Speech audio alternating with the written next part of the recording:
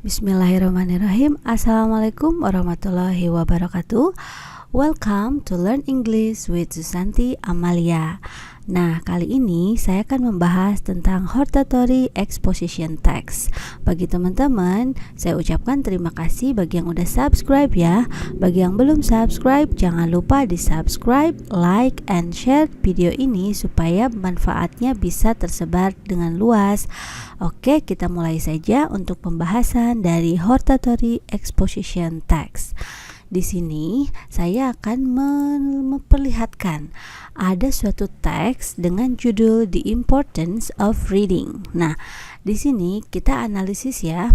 Untuk paragraf pertama, I personally think that reading is a very important activity in our life. Why do I say so? Nah, ini kalimat ini atau paragraf di sini adalah namanya tesis. Oke, tesis itu adalah ide dari penulis tentang isu, tentang masalah atau tentang hal-hal yang menurut dia penting untuk dibahas ya. Di sini penulis membahas tentang pentingnya membaca atau the importance of reading. Nah, selanjutnya paragraf pendukungnya adalah firstly, by reading we can get a lot of knowledge about many things in the world such as science, technology, sports, art, culture, etc. written in either books, magazine, newspaper, etc. Oke, untuk paragraf kedua mendukung pernyataan yang paragraf pertama adalah tentang pentingnya aktiviti membaca ya. Nah, untuk selanjutnya yaitu secondly, by reading we can get a lot of news and information about something happening in any part of the world which can we see directly. Oke, paragraf ketiga juga mendukung tentang pentingnya dari membaca. Nah, sekarang paragraf selanjutnya. Another reason reading can give us pleasure too. When we are tired, we read books, novels, comics, newspaper, or magazines on the entertainment columns such as comedy, short story, quiz, etc. to make us relaxed. Nah, paragraf keempat juga mendukung tentang pentingnya membaca ya. Jadi membaca itu juga bisa memberikan kita kesenangan gitu. Nah, selanjutnya yaitu last, reading can also take us to other parts of the world. By reading a book about Irian Jaya, we may feel we are really sitting in the jungles, not at home in our rooms. Nah, paragraf yang kelima juga mendukung pernyataan bahwa reading adalah penting ya, membaca merupakan sesuatu yang penting. Nah, ini paragraf kedua, 3, 4, dan 5 adalah argumen. Ya, argumen atau pendapat yang menunjukkan atau mendukung tentang ide yang diutarakan di paragraf yang pertama. Oke, the last paragraph kita baca ya. From the facts above, it's obvious that everyone needs to read to get knowledge, information, and also entertainment. Or in summary, we can say reading is truly important in our life. Nah, untuk paragraf terakhir disebut dengan recommendation. Nah, recommendation ini adalah mendukung tentang paragraf pertama. Jadi, setelah disebutkan argumen, paragraf terakhir menguatkan ya, menguatkan pernyataan bahwa reading adalah penting. Di sini ada kata it obvious, berarti untuk paragraf terakhir itu mengharuskan kepada semua orang untuk membaca. Nah, di sini berbeda dengan teks sebelumnya yang saya bahas yaitu tentang analytical. Kalau di analytical itu adalah reiteration, kalau di hortatory itu ada recommendation. Nah, perbedaannya kalau recommendation itu seolah-olah mengharuskan gitu. Kalau reiteration itu hanya untuk mengungkapkan kembali apa yang udah dibahas. Oke.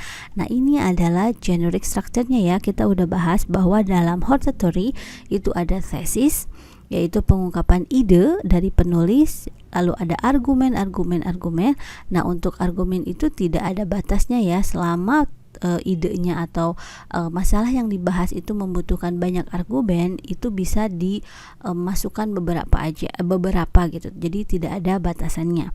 Lalu terakhir, nah jangan lupa untuk di hortatory itu ada recommendation.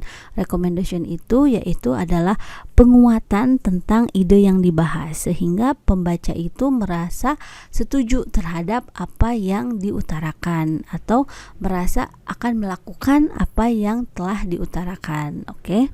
Nah, di sini kita bisa melihat bahwa definisinya hortatory exposition merupakan sebuah jenis teks bahasa Inggris yang bersifat persuasif, yaitu persuasif itu bersifat ajakan ya, jadi mengajak para pembaca untuk setuju terhadap ide yang diutarakan gitu. Lalu biasanya jenis teks ini digunakan untuk menjelaskan kepada pembaca mengenai suatu yang boleh atau tidak boleh dilakukan. Jenis teks ini tentunya bersifat formal dan juga harus ditulis berdasarkan fakta. Tak heran jenis tes ini biasanya kamu temui dalam jurnal ilmiah, majalah, artikel, koran, pidato akademis, dan buku ilmiah. Nah, mungkin kamu masih sama dengan jenis teks formal lainnya seperti analytical exposition. Walaupun jenis teksnya identik, ada fungsi yang membedakan mereka. Jika pada analytical exposition memiliki tujuan untuk menyadarkan pembaca akan adanya isu penting, sedangkan hortatory exposition lebih berfungsi untuk memaksa pembaca untuk setuju bahkan mengikuti instruksi. Oke, sekarang udah clear ya perbedaan antara analytical dan hortatory exposition. Bagi teman-teman yang belum mendengarkan penjelasan saya tentang analytical exposition, nanti tinggal klik aja linknya di deskripsi ya. Oke, kita lanjut. Nah, di sini saya akan memberikan teks ya yang harus kalian arrange. Jadi arrange these paragraphs into a good hortatory exposition dengan judul Implementing Health Protocols in the Midst of Pandemic. Oke. Nah, silakan pause dulu aja di sini. Silakan teman-teman mencoba untuk mengarrange atau menyusun mana paragraf awal, argumennya, lalu yang terakhir rekomendasinya. Oke. Nah, oke, kita bahas aja ya di sini bagaimana sih caranya untuk menentukan. Yang pertama kita harus menentukan tesis. Tesis itu adalah idenya ya. Nah, di sini untuk menentukan tesis kita analisis dulu nih. Biasanya tesis itu mengungkapkan isu nih, isu yang sangat penting. Ya, bukan alasan. Kalau alasan nanti tempatnya di argumen. Kalau kesimpulan atau berisinya rekomendasi itu tempatnya di rekomendasi. Oke, kita lihat untuk nomor 1 di sini ada in early pandemic most of people discipline. Oke. This day. Oke, nah di sini kita lihat ada in early pandemic. Nah, di sini tuh seolah-olah itu menjelaskan ya. Oke, tapi kita tandai dulu aja. Karena di sini juga bisa sebagai paragraf pertama. Tapi di sini sepertinya untuk ini in early pandemic most of people are disciplined in obeying the health protocol such as wearing mask, washing hand, and keeping distance. This day there is pandemic fatigue or people are tired of being restricted month of this pandemic. Oke, di sini tidak menjelaskan isunya ya, masalahnya. Jadi hanya menjelaskan tentang obeying the health protocol. Oke, sekarang however, ini udah jelas ya, bukan untuk paragraf pertama karena ada konjungsinya atau conjunction, yaitu kata penghubungnya. Berarti di sini bukan, nomor 3 bukan, in addition juga bukan, therefore juga bukan. Nah, sekarang kita lihat ke nomor 4. People are starting to abandon the habit of wearing masks and keeping their distance amid the pandemic that has been going on for nearly 9 months. It is okay to ignore the health protocols? The answer is absolutely no. We should keep obeying the health protocols because the pandemic is not over yet. Oke, nah ini udah jelas ya. Ini cocok untuk paragraf awal. Nah, untuk paragraf akhir. Jadi tentukannya awal dan akhir dulu nih. Untuk paragraf akhir kita lihat nih, yang mana ada in early berarti bukan jelas. Ini bukan paragraf akhir. Yang paragraf akhir kita lihat ada therefore. Nah, therefore itu kan konjungsi yang menyatakan kesimpulan sehingga gitu. Nah, we need continue to protect ourselves bla bla bla bla. Oke, ini udah jelas paragraf pertama, yang ini paragraf akhir ya. Yang selanjutnya kita lihat nih, kita samakan dengan apa jawaban dari kamu ya. Nah, Oke, di sini adalah urutan yang benarnya dari tadi mengarrange paragraf. Di sini kita lihat ya, judulnya Implementing Health Protocols in the Midst of Pandemic. Untuk paragraf pertama itu berisi tentang isu yang diutarakan, yaitu tentang people are starting to abandon the habit of wearing masks and keeping their distance amid the pandemic that has been going on for nearly 9 months. Oke, di sini argumennya adalah in the early pandemic most of people are disciplined in obeying the health protocol. Jadi untuk di awal-awal pandemik mereka itu obey ya, jadi menurut gitu, menggunakan menerapkan health protokol kesehatan seperti wearing mask, washing hands, and keeping a distance. Nah, this day there is a pandemic fatigue where people are tired of being restricted for months in this pandemic. However, this phenomenon cannot be a reason for us to ignore the health protocols. It is because there is no cure yet which to combat the ferocity of the coronavirus. With the most important thing that we can do is stick to health protocols so that we can break the chain of virus spread. Okay. In addition, CDC or Centers for Disease Control and Prevention recommends us to wear masks since it can prevent us from getting or spreading the virus. Therefore, we need to continue to protect ourselves from exposure to the virus for the good of ourselves and others. To overcome fatigue in the midst of a pandemic, we can try to keep in touch with the people closest to us so that we do not feel bored. We should remember that everyone can be exposed to viruses and vaccines still cannot be used. So it is important to always implement health protocols, especially when there is an urgent matter that requires us to leave the house. Oke, jadi di sini udah jelas ya. Jadi isunya adalah tentang orang-orang itu sekarang udah mulai tidak strict lagi terhadap menerapkan protokol kesehatan karena ya bosan ya udah ini. Nah, sekarang seharusnya di sini adalah tetap untuk menerapkan protokol kesehatan karena tidak setiap orang itu divaksin, dan meskipun sudah divaksin masih bisa untuk terkena virus tersebut. Oke, nah ini adalah teks yang benar dari yang tadi disusun. Semoga teman-teman benar untuk menyusunnya ya. Oke. Nah, selanjutnya kita lihat nih karakter dari teks hortatory itu seperti apa sih? Nah, yang pertama yaitu hortatory exposition text itu menggunakan simple present tense ya. Selanjutnya menggunakan abstract noun seperti culture, policy, advance dan sebagainya. Lalu ada conjunction. Nah, conjunction tadi ya seperti tadi ada however, in addition. Nah, itu termasuk conjunction. Lalu ada temporal connective. Ya, temporal connective juga digunakan dalam penulisan dengan jenis teks ini. Nah, temporal connective itu apa? Adalah frasa yang menghubungkan dengan waktu. Contohnya firstly, secondly. Nah, di sini tuh firstly dan secondly itu yang pertama, yang kedua itu kata keterangan urutan ya, tapi bukan berarti urutan seperti tahap-tahap dalam prosedural, tapi ini adalah temporal connective ya. Jadi seperti itu. Lalu ada passive voice. Nah, lalu ada modal seperti tadi ya, should ya, seperti itu. Should not, should. Nah, itu termasuk ke dalam modals. Lalu ada thinking verb yang juga tulisannya ada dalam hortatory exposition. Nah, thinking verb ini berhubungan dengan kegiatan berpikir seperti think, wonder, worry dan sebagainya. Oke, ini karakteristik hortatory exposition text. Sebenarnya hampir sama dengan analytical saja. Cuman yang tadi bedanya, kalau di analytical itu hanya untuk mengungkapkan dan pada akhirnya diserahkan kepada pembaca, dan kalau hortatory itu memaksa pembaca untuk melakukan apa yang penulis utarakan gitu. Itu perbedaannya ya.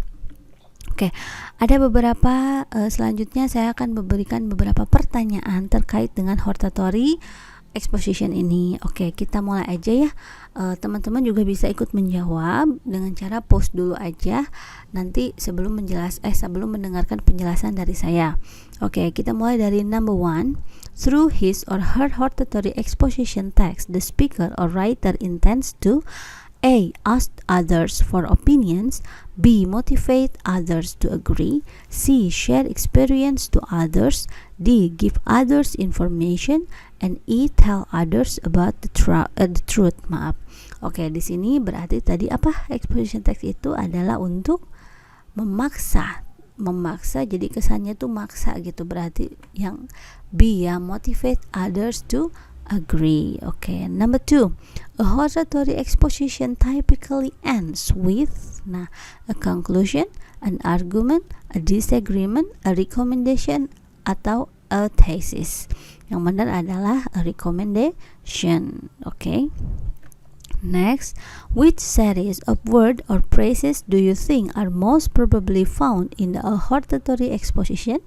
Nah, di sini kita tentukannya mana yang selalu ada gitu ya.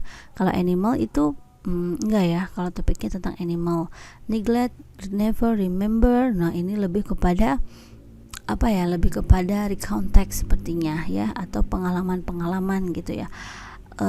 Carefully, last but not least, necessary, nah ini bisa jadi happy, that is why, the government, nah the governmentnya kurang ya.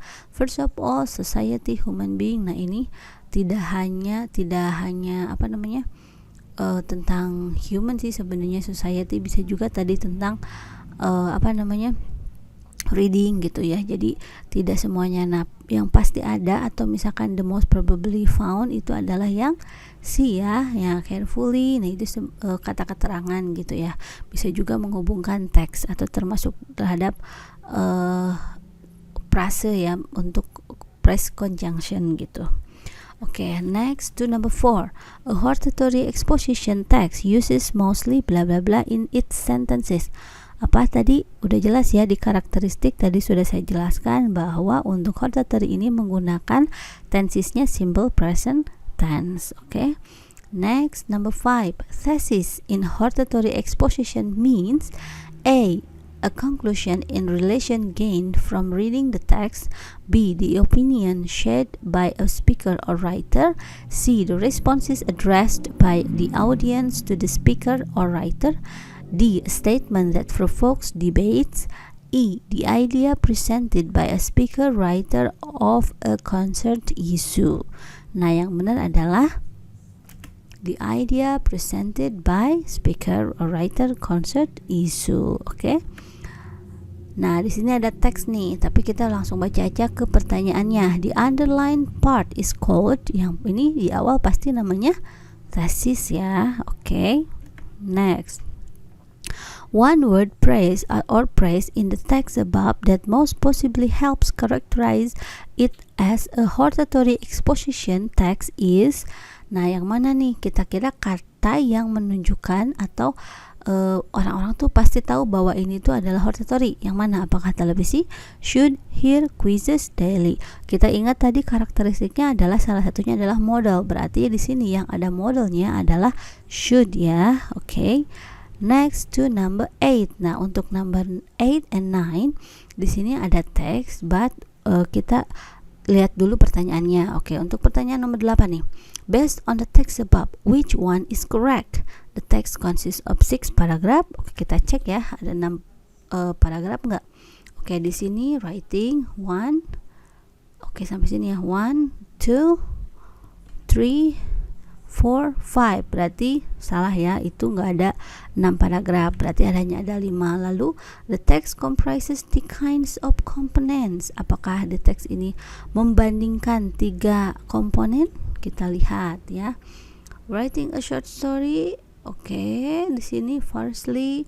Oke, di sini sebenarnya udah jelas ya. Ini adalah hortatory karena ada firstly, secondly, nah the last, lalu ada I strongly recommend. Oh, berarti hortatory. Kalau hortatory itu tidak membandingkan tapi memberikan argumentasi ya. Nah, the word popular is typically of this text type. Nah, untuk popular di sini bukan jenis teks ini. Jadi biasanya kalau jenis teks-teks yang populer itu termasuknya apa, ini naratif gitu, atau misalkan populer di sini news itu, atau misalkan tentang apa ya, teksnya itu bahasanya tentang K-pop gitu yang populer. Kalau di sini kita lihat pembahasannya tentang apa, tentang writing, berarti bukan termasuk hal-hal yang populer ya. Nah bukan. Nah sekarang yang di nih, writing gives 3 advantages, kita lihat. Nah di sini pembahasannya tentang writing ya. Writing a short story in online forum can be a beneficial activity for people who have a lot of free time. It can help you to expand your knowledge, to get a new friend, and also to make a profitable investment. The following reason, oke, berarti ini tentang benefit ya. Benefitnya ada firstly, secondly, sama last. Berarti ada 3, oke. Nah berarti kalau ada 3 di sini bisa jadi ya. Nah sekarang yang E, the writer speaker wants to tell atau wants to tell stories. Kalau stories itu naratif, kalau ini bukan tentang naratif. Nah oke, berarti yang benar adalah yang D. Oke, nah which one is the most suitable title for the text? Yang mana nih? Tadi tentang udah jelas ya, 3 advantages berarti benefits of writing. Nah seperti itu. Oke, segitu aja pembahasan kali ini tentang hortatory exposition. I hope this video help you to understand the hortatory exposition. Terima kasih atas perhatiannya. Jangan lupa di subscribe, like, and share di video ini supaya banyak teman-teman lainnya yang mendapatkan manfaatnya. Wassalamualaikum warahmatullahi wabarakatuh.